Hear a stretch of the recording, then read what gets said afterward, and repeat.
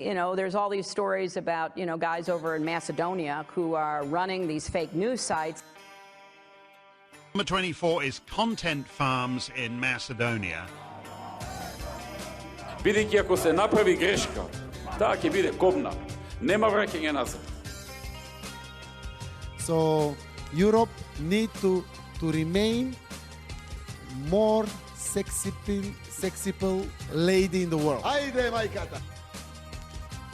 Господа ја чува Македонија и низините граѓани. Monday, September 8, 2025 marks Macedonia's 34th Independence Day as a modern-day sovereign nation-state, making for a long weekend in a still hot September. The good news is that Macedonia's economy continues to grow by 3.4% in the second quarter, making 4 full quarters of continued growth. It appears, after all, that there is an alternative. And on top of that, local elections are next month. But we'll begin with the ever-growing fallout over the wiretapping and physical surveillance scandal that occurred under the Grubi Zaev regime. We'll discuss all this and more on this episode of the Macedonian Content Farmers Podcast. I'm Jason Miko, coming to you from the foot of Vodno Mountain in Skopje, Macedonia. And this is Cvetin Šelimanov, also in the foot of Vodno Mountains. We're actually very close to Vodno. We're very close to Vodno, right? Yeah, and actually, okay, we like to say that we're close. We're not that far, but we are here on Monday. No, this is Monday. This is Friday. The 5th of September, a few days before Macedonia's Independence Day. I am here, as I like to be, for Macedonia's Independence Day. And this is episode 193 of the Macedonian Content Farmers Podcast. And so before we get into the news, a toast to Macedonia. Cheers, na zdravje. Na zdravje, da žive Macedonia. For many more. And our listeners can't see this, but we have just raised and toasted with a glass of Macedonian rakia. Yep. Of course, as one should do. So, all right, great to see you. Great to be here. Great as to always. see you. Welcome back. Thank you. Yes. Hope you're enjoying it. Finally, you come in nice weather. Usually, it's either super cold and dark or super hot and unlivable. Yes. Well, yeah. That refers to the fact that I'm here at Christmas and it's cold. Although it was this year for Christmas. It was a few days after Christmas. It snowed, and it was beautiful. And I was in the same apartment, and it was a Sunday morning, and it was gorgeous. Yeah. Oh, and that first day of snow is always fantastic, especially for me as an Arizonan, which I don't get to experience snow, where I live, or very little. Yeah, we have our moments. Yeah, exactly. Although it is still, again, for me, it's hot. It's 30, 35 these days. Yeah.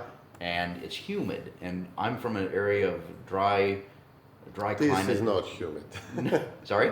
This is not humid. Well, to me it is. It got humider over the years, but still. Yeah, it is still Go bit. check the East Coast sometimes. Yeah, true. But you live there. But also, I go from my air conditioned car to my air conditioned house, my air conditioned car to my air conditioned gym and the office, and whereas here, nobody. I mean, no, okay, it is air. It's not. Yeah. It's really overblown. That Europe does not air condition. I have like 2 devices at home, and every other place I have 1 or 2 devices, and the buses, but buses or taxi drivers, the worst. Taxi. I haven't taken a taxi in a while. In that you have been blessed. Yeah. I've noticed that the quality has gone down, like both the people and the cars and not only the that, smell. Yeah, and generally Skopje is dirty. Yeah, dirty. It's broken. True. When I say broken, I mean broken up sidewalks all kinds of things. I think that reflects the leadership in Skopje over the past several years, and we mentioned the local elections coming up. But let's start with the wiretapping and the physical surveillance scandal. You're following this much closer than I am, but again, this is to review. During the last Vumro government, there was wiretapping going on. And the one before. And the one before, right? And then during the Grubi regime, or Grubi Zaev regime, as we like to say, there was massive wiretapping, physical surveillance of the opposition, Mickoski, Vumro, and others, and media, such as yourself and some of the publications that we all follow. Now there's fallout. The government wants to do a independent investigation into it. What's the latest? Yeah, I mean, 2 governments of Vumro have been toppled in the past. Georgievsky's one in 2000 and the Gruevski government in 2017. in this type of campaigns. It's always the same blueprint. SDSM comes out, says that there is wiretapping, surveillance from the Secret Service. The first time it was absolutely ridiculous. Like Vimero was in charge for just 2 years of a system which was specifically built over 40 years to fight against Vimero, make sure that there is no patriotic nationalist Macedonian movement in the country. And then all of a sudden in these 2 years, we were told there is so much horrible wiretapping and abuse of the system that the old, poor communist era police hands who were seeing this could not believe their own eyes, what Vimero is doing to the poor souls of SDSM, following them, wiretapping them, and they had to come out publicly and share this evidence with the public. The first time it was in physical form, like printed out conversations, and then journalists close to SDSM were invited to confirm that it's true. It created a security crisis, political crisis, which led to the war in 2001, toppling of the government. The main culprit at the time was seen as Secret Service Chief Zoran Berushevsky, again formally charged as the main culprit in 2015. That wiretapping, this time SDSM had YouTube to share the recordings with the public, so they had this added propaganda effect, and they had like complete support from the US, from the EU, from the diplomatic corps here. And now this is practically the same thing but in reverse. Now Vimero is coming out, or the Prime Minister, is saying that there was and the head of the Secret Service, currently renamed ANB, historically known as UDBA or DBK. Right.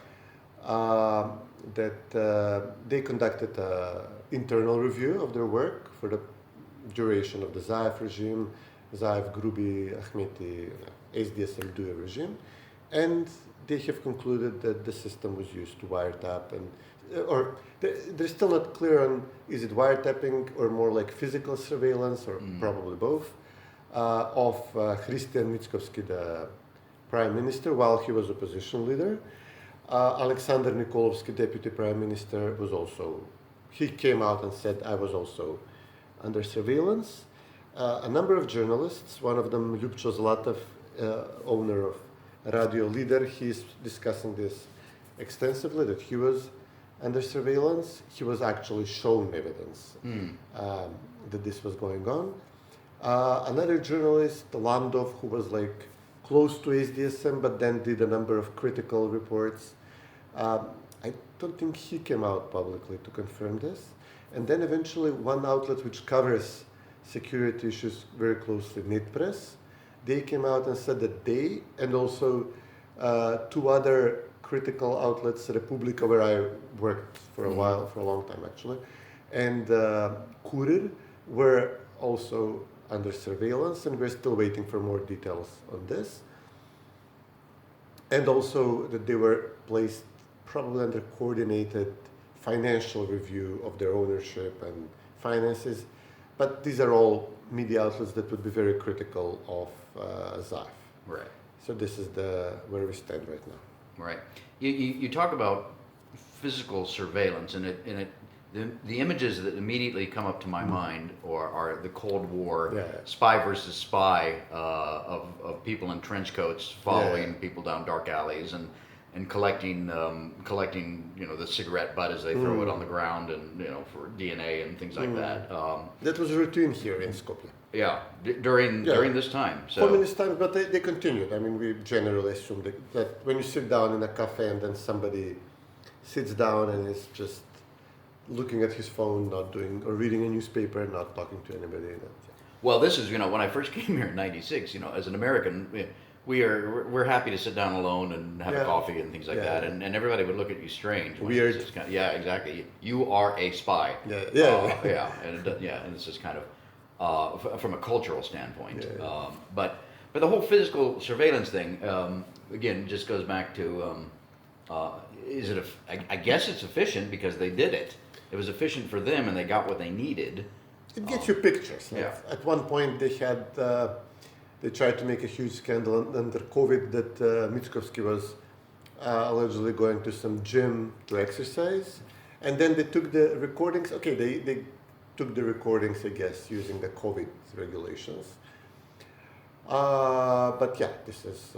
Such a minor infraction, Yeah. frankly. And given all that we know now about COVID, I mean, who cares? At one point they actually barricaded an entire restaurant trying to catch Mickoski in the restaurant. Oh, I remember that, Yeah, yes. it was a big mess. Yeah. That was like complete I mean, this tells you that Yeah. obviously he was followed Right. where he's going, and is it through the phone or is it like just following him, and then, okay, this is the best moment that we can try to do some damage to him, that he's violating the COVID rules. Right.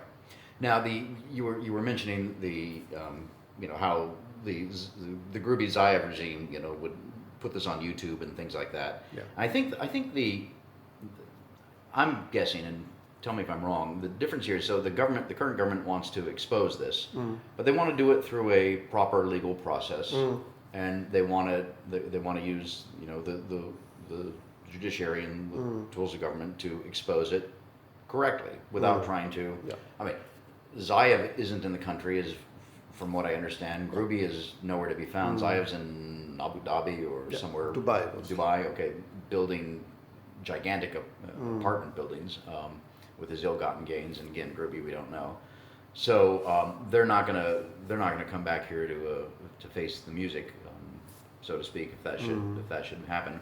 But there's all these other officials that are that were part of that regime that are still here, and hopefully the long arm of the law in the proper way will find them and suss it out. Again, I don't know.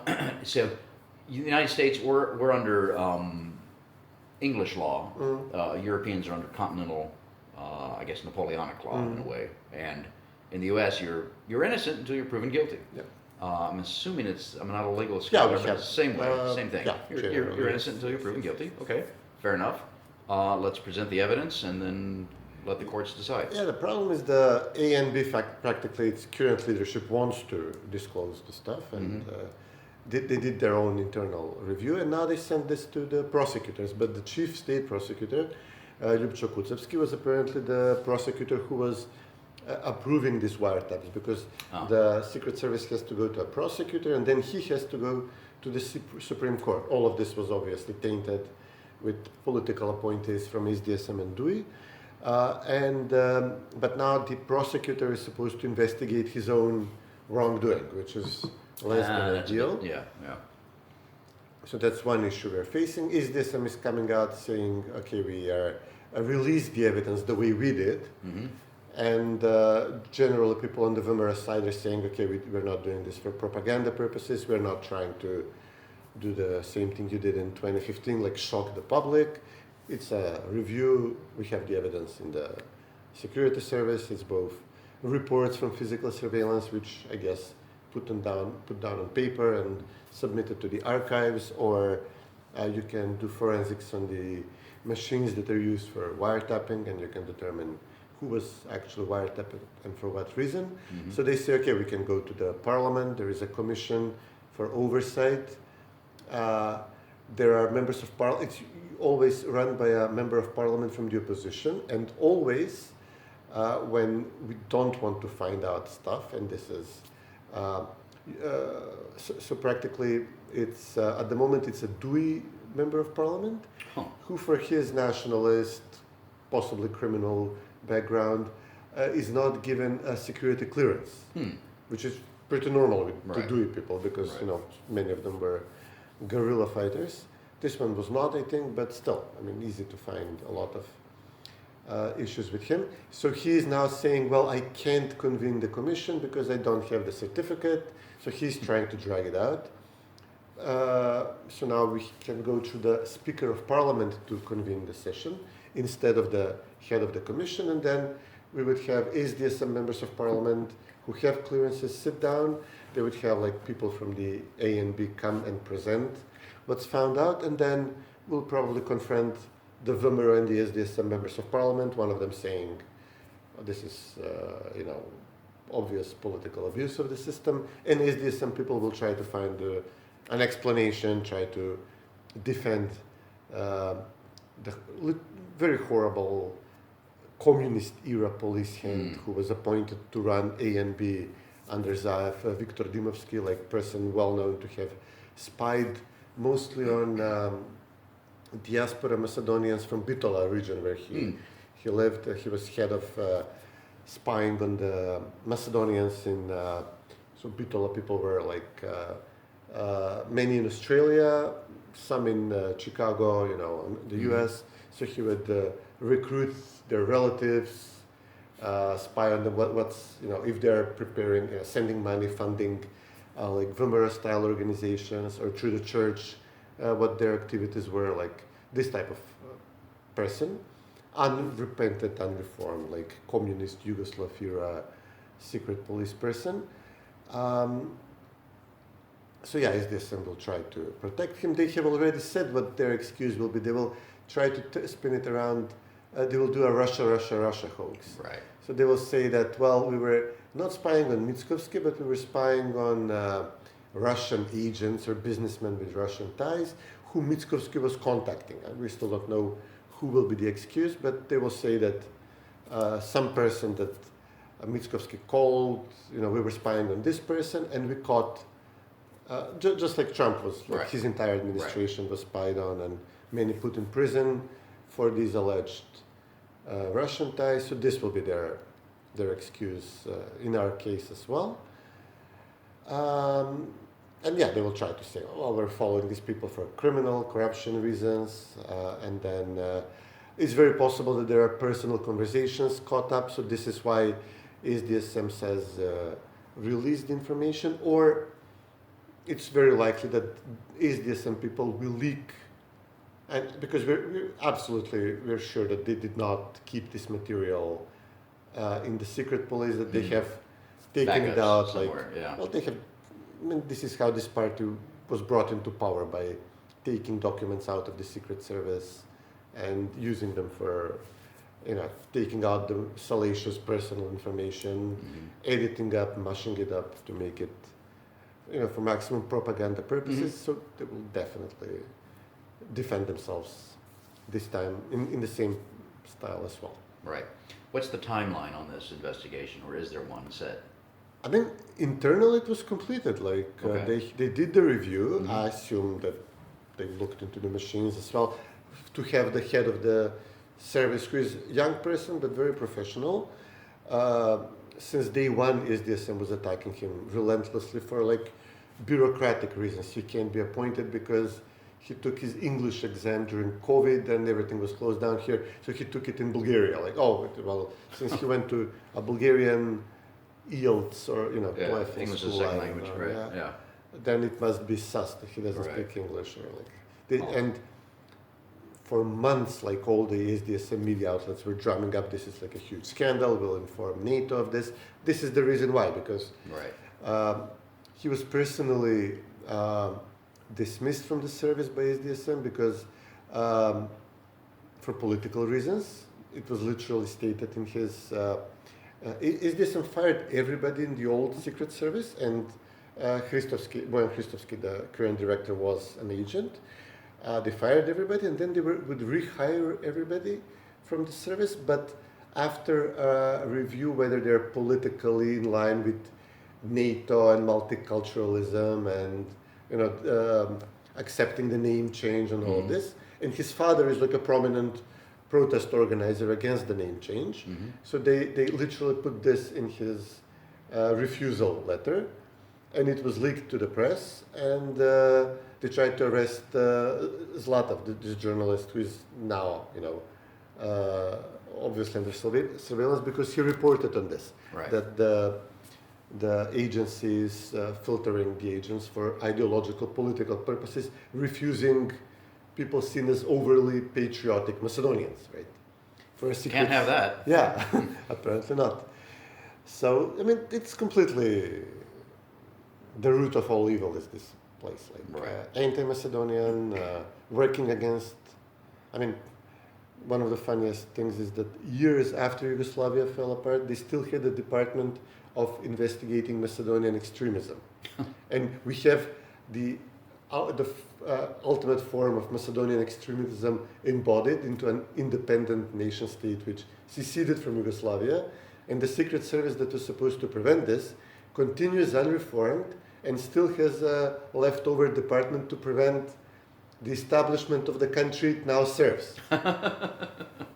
But in their minds, they're even if this department was abolished, in their Right. minds they're still, they hate the country they work for, absolutely willing to work with Albanian mafia, with regional interests, work for the interests of neighboring countries, and as we saw, immediately willing to follow the commands of the US intelligence and diplomats and the EU, even when it was absolutely against their national interests. Mm-hmm. So, not to mention like all sorts of dirty businesses they're involved in, using the knowledge they have and blackmail potential. So, absolute like pigsty. So the internal investigation is done. Yeah. Now it's going to go through the It should go to should the go to courts and Yeah. et cetera. Yeah. And so anyway, so what I guess you're saying is it's going to take this is going to be drawn out for quite some time, and we've got local elections coming up. I don't know what influence that will have, if any, on local Well, elections. it shouldn't. I mean, It shouldn't. criminal Yeah. investigations should go on regardless. Exactly. Right. Yeah. But it probably will to some degree or another. But let's kind of switch to the local elections, because my understanding, I've been here for just a few days now and talked to a lot of people, as you know, when I'm here and try and get a read on what's going on. And it looks like there's going to be a kind of a Vumera sweep Yeah, for sure. for a lot of the mayoralities, Okay. the mayorships. But the key, the big focus, or the big fight, I should say, where people's attention is going to be focused, which will determine the future in some ways, it shouldn't, but it will, is on the Albanian side. Yep. So is Dewey going to prevail over Vlen, to put Yeah, it yeah, in those terms? And if so, we know that Dewey will then call for parliamentary elections, because that's what they do. They're constantly trying to get into power, and once they're in power, they're constantly trying to basically rake the country. So, what are the current predictions on the Albanian side of the ledger in terms of the local elections? I mean, Dewey keeps coming up with nationalist slights that the government has allegedly inflicted on the Albanians. One was when somebody was chanting stuff against the Albanians at the basketball game, Right. which is common practice, especially on the Albanian side, so they're usually the worst offenders. While the prime minister was there, so this meant that the prime minister endorsed, and this is his personal people who were shouting this, and he even joined in, which is not true, of course, but this is the type of things Dewey latches on to, and the most recent one is that a bunch of municipalities had their number of councillors reduced because of demographic outflows, and mostly in Albanian districts, which you could say is due to Dewey mismanagement of the country. But Dewey is saying, oh look, they are deliberately reducing the number of seats in council members we have in our cities, even though it's across the country. Almost no municipalities were left unaffected. So these type of things they come up with, and then they try to accuse the Albanian partner in the government of, failing the Albanians, and they will probably win more seats, because with all these types of suspicious backhand dealings helped by Edi Rama in the end in the last months, they pried away one of the Albanian parties which was in the coalition, Taravari's party. The alliance. Yeah. Yeah. One of the two parties Right. called the Alliance. Right. But then they lost, Dewey actually then lost a couple of smaller parties, one Turkish party and one in the DPA, Menduk Taçi's party. They're smaller than the Alliance. He's still alive? He is thriving Wow. in his element. So that's like, they're actually losing, I think, a couple of seats in parliament through this process. And, they have gained more than they lost, Dewey, with the adoption of this alliance of Albanian parties, but they're gaining bigger coalition partners which will demand more seats, and then it means that they can also lose them after the elections if Dewey does not join the government shortly after the local elections. They will have now two big coalition partners in their coalition who might say, okay, listen, this is not working, we're rejoining the government. Mm-hmm. Vomero will probably help some of the Vlen mayors win in places like Chair and Titova. And Dewey will then say, but look, if we're looking the council seats, we have more than Vlen. This is where Macedonians would vote. Macedonians in Chair will vote for Vomero, let's say, in the council race. But since the mayoral race is lost for the Macedonian candidate, or there is not one. Right.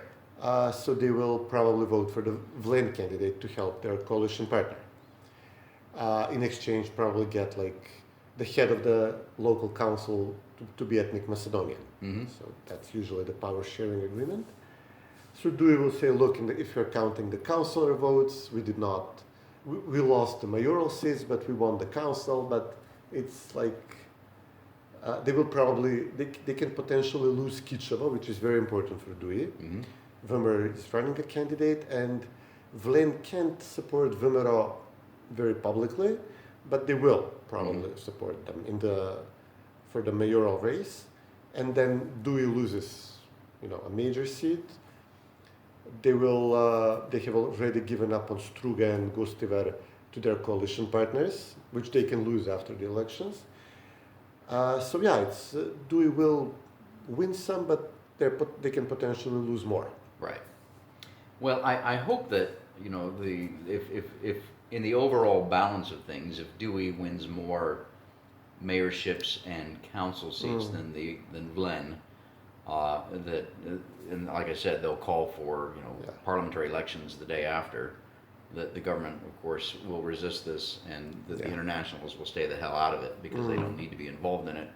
Sidebar on that, I know we talked about this offline, that the new directive from the U.S. State Department is that for elections in country X, Y, or Z, whether they're national elections or local elections, State Department employees, the embassy in that country is not supposed to comment on it, other than to say congratulations to the winner, without saying fair and free, mostly fair and free, not really fair and free, various grades, etc. So hopefully that will happen because there's a rich tradition of that happening here and elsewhere.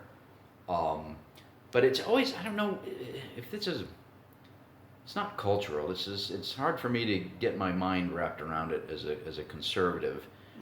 Dewey seems to be the cheerleader for we should not be offended. We have a right not to be offended. And their issues are always, as you just mentioned, regarding their ethnicity, which, okay, that's important and whatnot. But I would think that basic issues that all people in Macedonia face daily, like putting food on the table, jobs, growth in general, health, education, these things should be more important than we've been offended by some hooligans at a basketball game shouting, anti-Albanian slogans. And that's always been their method of campaigning and then governing. Whereas, at least for Vomero, maybe Silica occasionally, it's about, okay, what's our economic growth rate? How many foreign investments are we bringing in? Or how many jobs are we creating? Are we doing something to make sure the healthcare system works?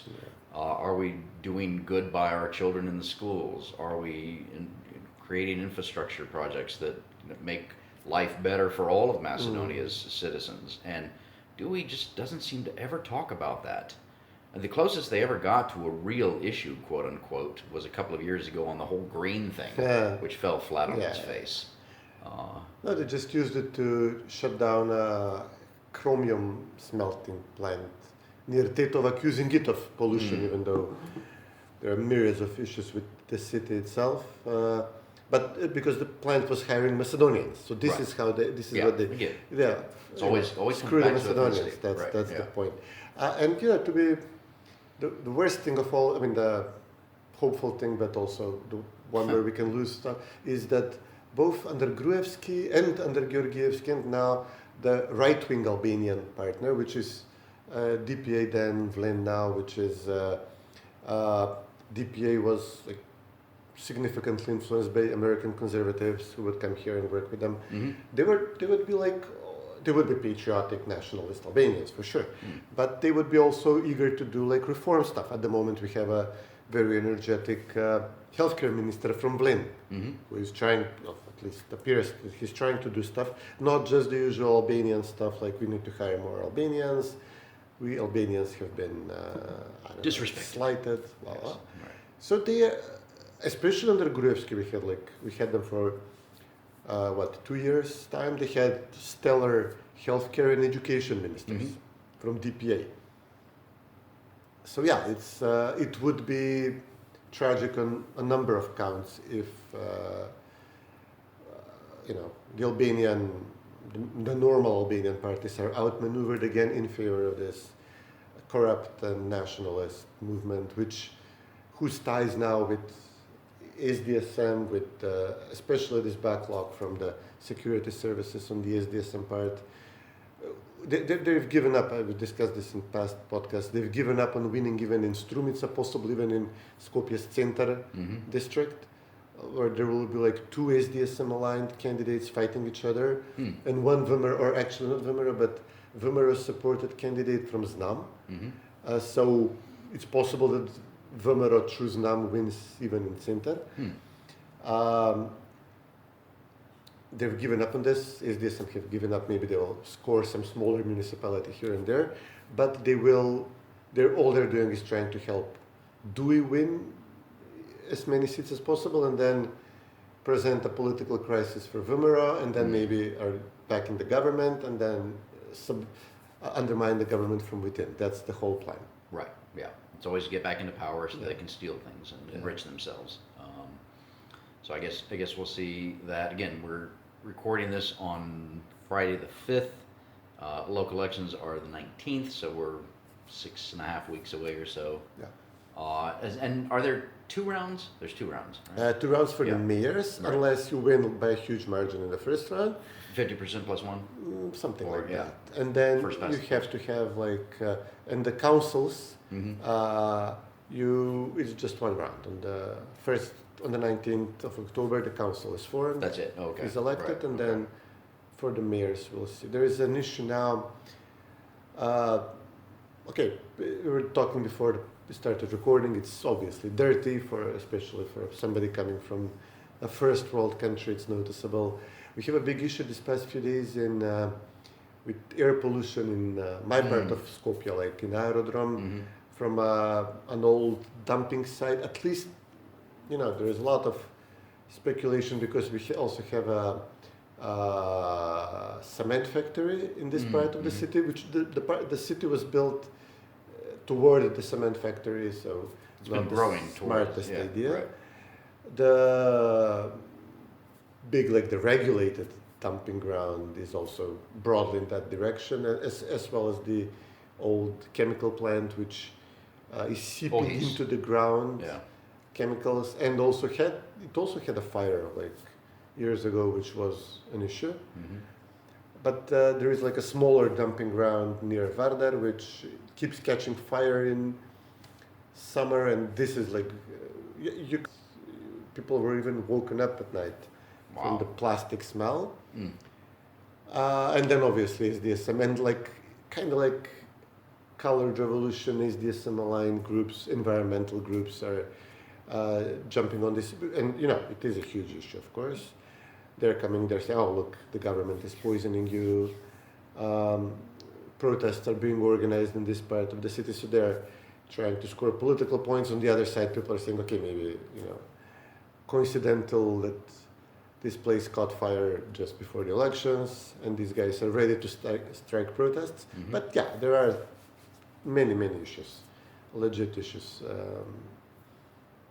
In the city, made worse by the mayor, who is a complete nutcase, and did her best to help DUI in this race against the other Albanian party, literally sold out to DUI.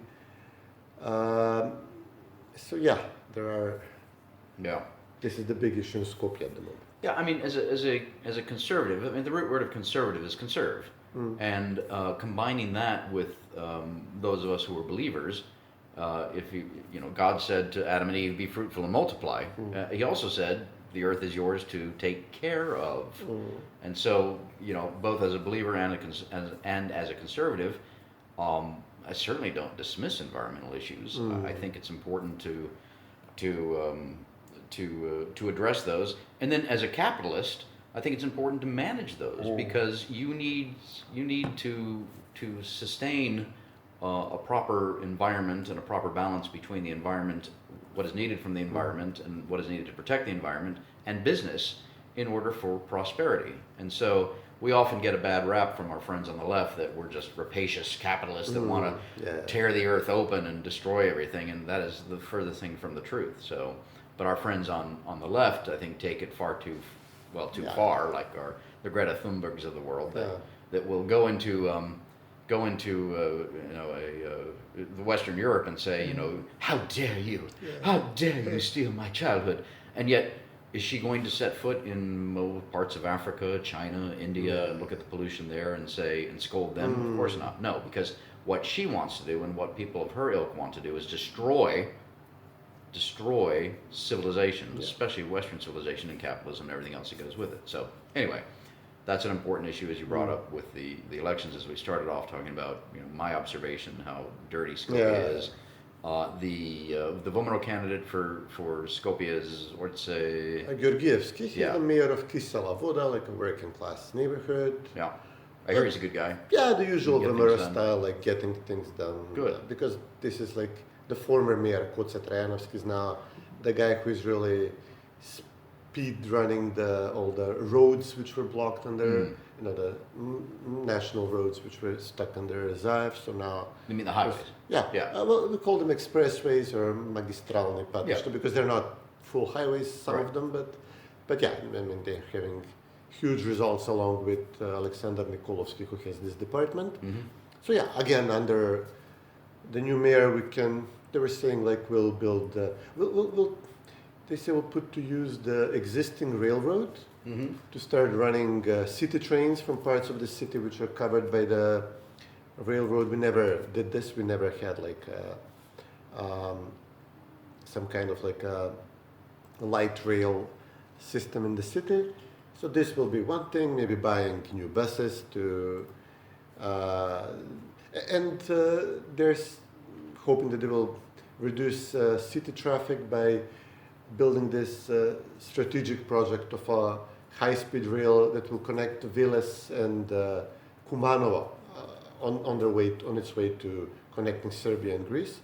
So hoping that people who travel to Skopje for work daily from these closer cities along the route of the railroad will be able to take the rail and not have to drive into the city. So these are some ideas they're pushing. Nothing spectacular, but just like competent management will be enough.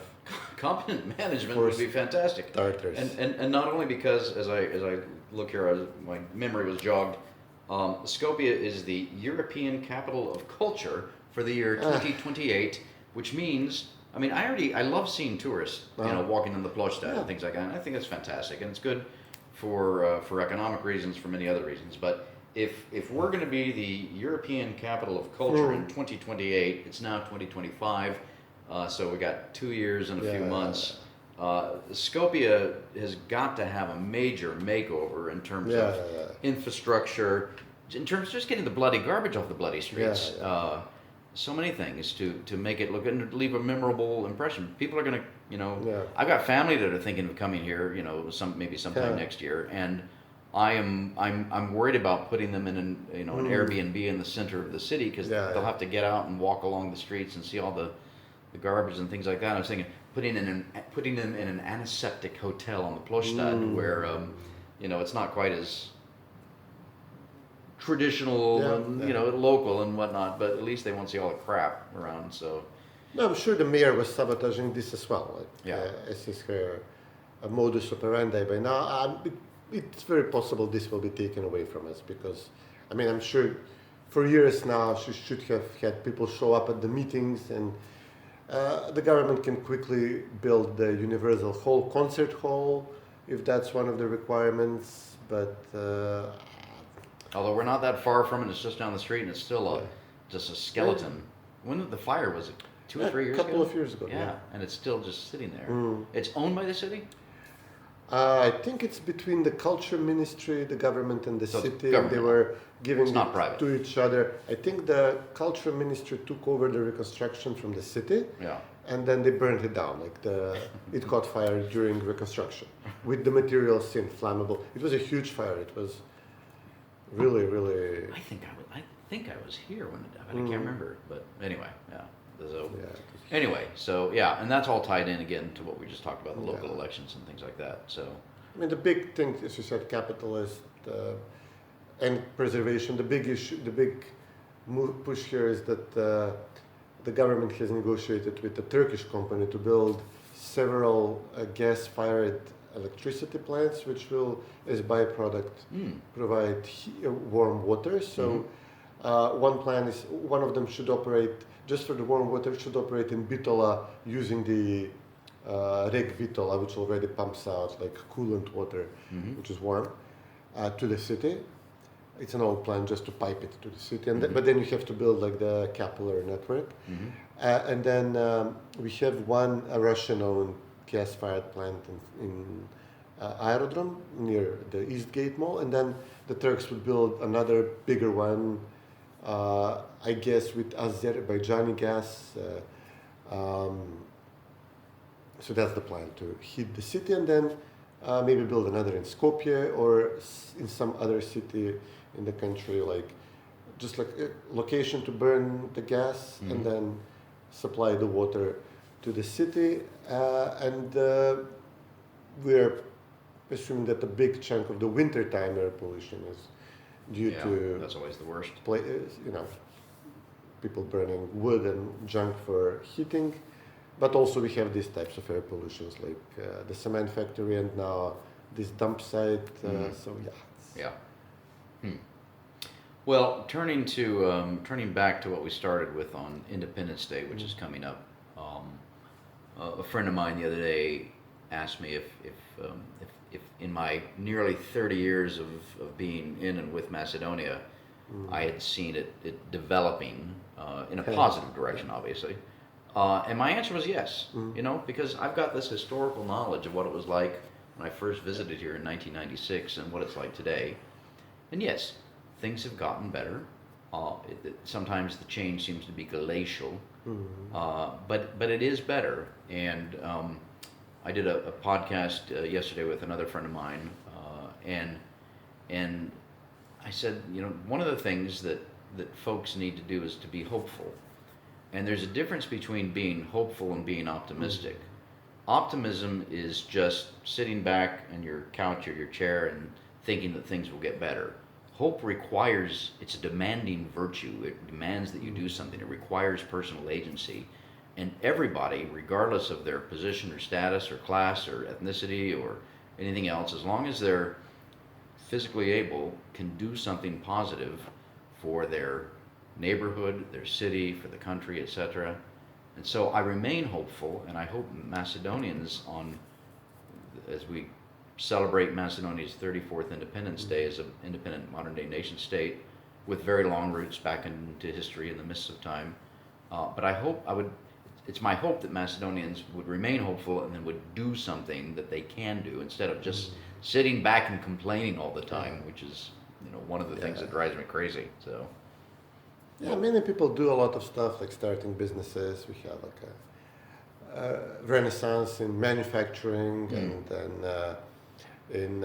currently in like service jobs outsourcing, which is an interesting thing. Infrastructure is getting built, although slowly, but the big issue is this: you make one step forward and then 2 steps back on the national front with this crisis which we had, and leaving open the issue, whose country is this? Right. To begin with, is it Macedonian nation state so you can invest in and work and develop, or is it everybody's and nobody's and shared communal space, like co-working space or something? So that's the big issue, I think. Yeah, interesting. You just given me an idea for a new column. Right. Okay. Well, that's a good way to wrap, I think. Let's encourage people. Hopefully, they will celebrate the long weekend and enjoy Macedonia's Independence Day and celebrate appropriately with skara and rakia or mastika and whatever else, and waving Macedonian flags. I think that's a big part. The symbolism, I think, is a big part of any Shooting a Independence Day. deer. Well, that'll happen in certain areas. So what goes up must come down. Yeah. So. But great to catch up with you in Skopje, Macedonia, and to spend some time here with family and friends, and catch up in a few more weeks when I'm back home and see what's next. Of course. All right, man. Take Okay, care. man. Take care.